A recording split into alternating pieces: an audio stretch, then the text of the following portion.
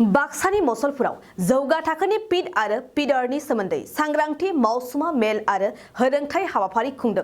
बाक्सा जिल्लानि मसलपुराव national livestock मिशननि सिङाव माखासे आबादारिफोरखौ लानानै बाक्सा जिल्ला भेटेनारि डिपार्टमेन्टनि सिङाव आदार आरो आदार जाहोनायनि सायाव सांग्रांथि मावसुमा मेलजों लोगोसे होरोंथाय आयदानि सायाव मोनसे सावरायनाय जायो।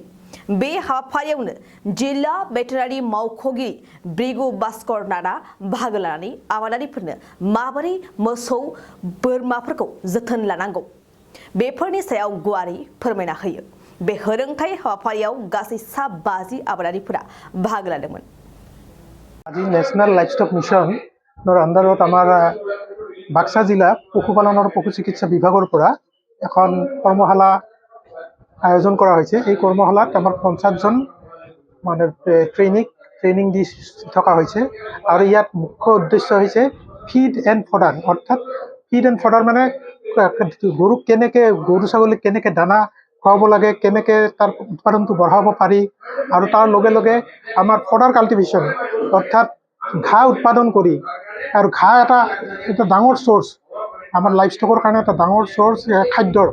গতিকে লাইভষ্টকৰ কাৰণে যিহেতু এই দুয়োটা দানা আৰু ঘাঁহ দুয়োটা খুব মানে দৰকাৰ, গতিকে তাৰ কাৰণে আমাৰ প্ৰশিক্ষণ দিয়া হৈছে কেনেকৈ ঘাঁহ খেতি কৰিব পাৰি, কেনেকৈ আমাৰ দানা প্ৰস্তুত কৰে, এই গোটেই সমগ্ৰ দিশখিনি।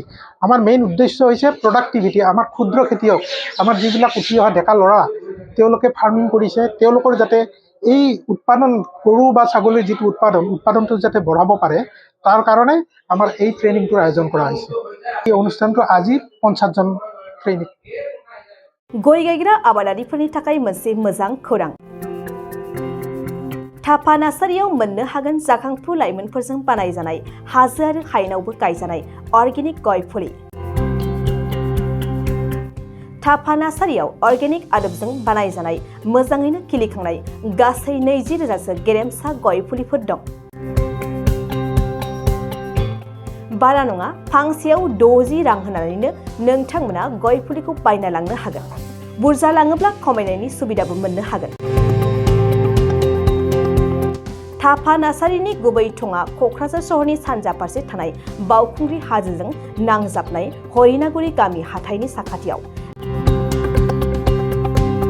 बे अर्गेनिक गय फुलिफोरखौ लांफैनोब्ला नोंथाङा 8011837272 नङाब्ला 9707460226 जानबुं अनजिमायाव थोंजोङै जगाजग खालामहरनो हागोन।